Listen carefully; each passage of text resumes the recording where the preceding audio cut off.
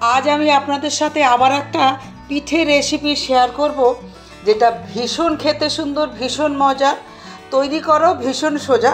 যেটা লাগবে সেটা একটু ধৈর্য লাগবে এই পিঠেটা তৈরি করতে। নমস্কার, আমার বৈষ্ণব রসনামৃততে স্বাগত সকলকে। তাহলে প্রথমে পিঠে মানেই চালের গুঁড়ি লাগবে। চালের গুঁড়িটা আমি তৈরি করব। এটা কেনা চালের গুঁড়ি। কেনা চালের গুঁড়িটা আমি একটু চেলে নেব। বড় ছাঁকনি নিয়েছি, বড় ছাঁকনির মধ্যে দিয়েই এই গুঁড়িটা আমি চেলে নেব।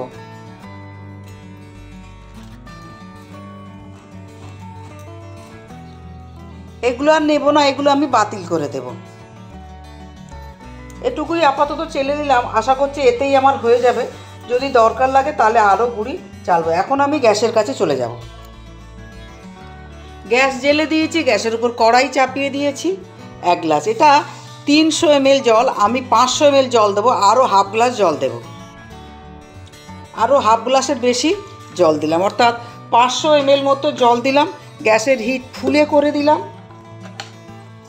জলটা একটু ফুটিয়ে নেব। আর এখন দিয়ে দেব খুব সামান্য লবণ দেব, কেন যে পিঠেটা আমি বানাবো এটা মিষ্টি পিঠে, অর্থাৎ বলেই দিই এখন আমি চষি পিঠে বানাবো। চষি পিঠের ডোটা বানাচ্ছি, তো যেহেতু এটা মিষ্টি দিয়ে তৈরি হবে তাই লবণ কিন্তু একটু অল্পই দিতে হবে। তাই আমি অল্প, খুব সামান্য লবণ দিলাম। জলটা ফুটিয়ে নেওয়ার জন্য একটু অপেক্ষা করব, জলটা ফুটে ওঠা পর্যন্ত। জলটা ফোটা শুরু করে দিয়েছে। এখন গ্যাসের ফ্লেম একদম জিরো করে দিলাম, অফ করে দিলাম না, জিরো করে দিলাম বা একদম কমিয়ে দেব।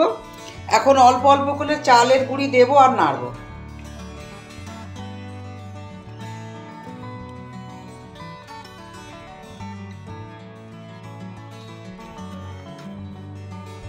সবটা দেখুন, যা তৈরি করেছি সবটাও দিচ্ছি না, আগে আমি ভালো করে মেখে দেখবো কতটা লাগে।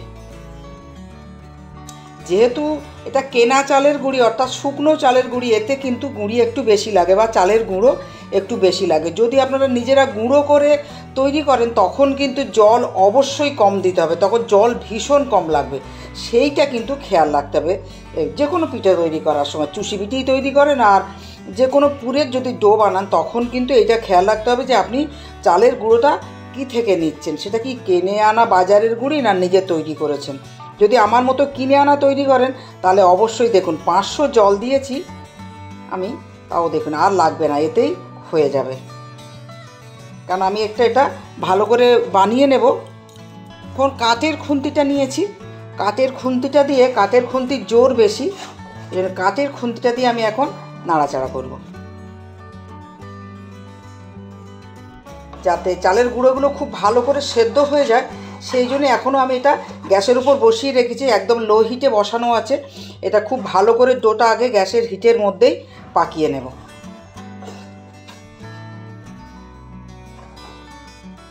এরকম উল্টে পাল্টে পাকিয়ে নিচ্ছি। দেখুন ডোটা ধীরে ধীরে একদম সুন্দর হয়ে যাবে।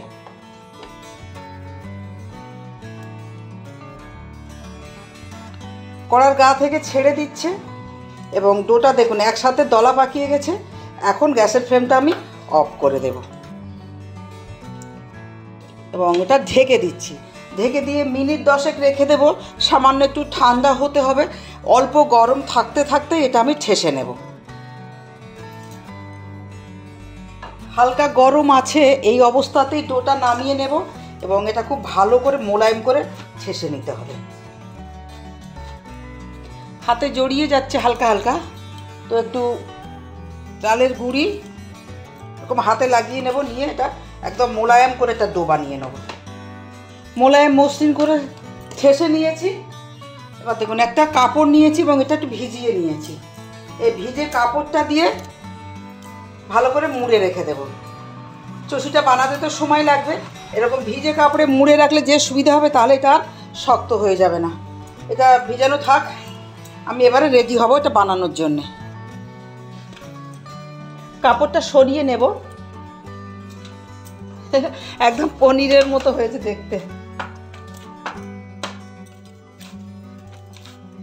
একটু আরেকবার ঠেসে নেব লাস্ট।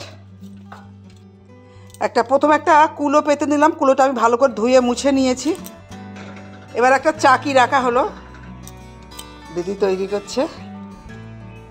তা আগে খুব মোলায়েম করে এটা চাকির ওপর আগে ডোলে একদম মসৃণ করে নিচ্ছে।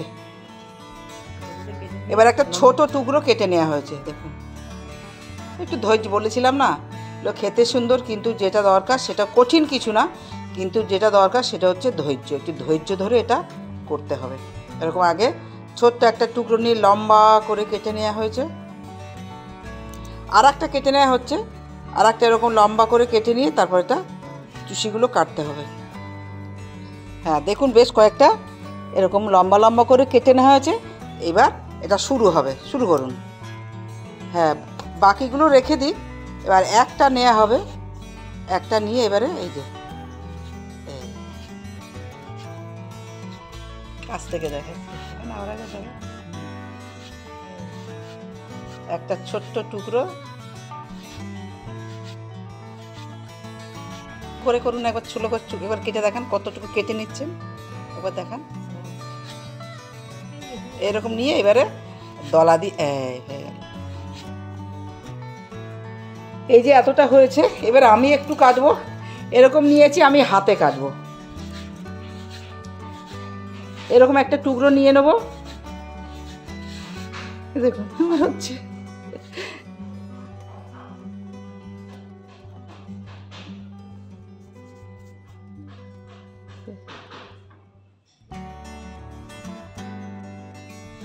ধানের মতো ডিজাইন হবে, দু সাইডে একটু সরু হতে হবে, তাই তো?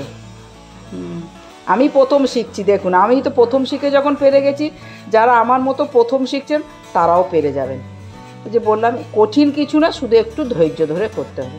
ভালো জিনিস খেতে হলে তো পরিশ্রমের যেমন বিকল্প হয় না, ধৈর্যেরও তেমনি বিকল্প হয় না। ধৈর্য আর পরিশ্রম দুটো করলে ভালো জিনিস পেতে হলে এটুকু কষ্ট করতেই হবে। গ্যাসের কাছে চলে এসেছি, গ্যাসের উপর কড়াই চাপিয়ে দিয়েছি। এটা 500 ml গরুর দুধ। গরুর দুধটা ততক্ষণে আমি ফুটিয়ে একটু ঘন করে নেব। গ্যাসের হিট একদম ফুলে করে দিয়েছি। দুধ ফুটে উঠেছে। এখন একটা তেজপাতা খুব ভালো করে ধুয়ে ওটা দিয়ে দিলাম, আর একটা এলাচ আমি সাঁড়াশি দিয়ে ফাটিয়ে দেবো। যে আপনাদের কাছে যদি এলাচের পাউডার থাকে সেটা দেবেন, আমি এমনি একটু ফাটিয়ে দিয়ে দিলাম। দিয়ে দুধটা এরকম ফুল হিটেই মিনিট 3 ফুটিয়ে নেবো, মানে অর্থাৎ একটু গাঢ় করে নেব। দুধটা ফুটে প্রায় অর্ধেক হয়ে গেছে, অর্থাৎ দুধটা একটু ঘন করে নিলাম জাল দিয়ে। হাফ বাটি চিনি, চিনিটা আপনাদের পছন্দ মতো কম বেশি করতেই পারেন, যেমন স্বাদ নেবেন কমও করতে পারেন, আবার বেশিও দিতে পারেন। চিনিটা দিয়েছি, এখন হিট ফুলে করে দিয়েছি। চিনিটা পুরোপুরি দুধের সাথে মিশে যাওয়া পর্যন্ত এটা ফুল হিটে রেখে দেবো।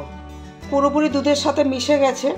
এখন গ্যাসের হিট মিডিয়াম করে দেবো, এবং মিডিয়াম হিটে আরও 3 মিনিট দুধটা আমি ফুটিয়ে নেব। এখন এইগুলো বানিয়েছি, ডোটা বানিয়ে রেখেছি যে অল্প অল্প করে বানাবো আর অল্প অল্প করে তৈরি করবো। এখন এইটা দুধের মধ্যে দিয়ে দেবো। একবারে ডো তৈরি করেছি, কিন্তু এরকম অল্প অল্প আমি বানিয়ে নেবো আর অল্প অল্প তৈরি করব।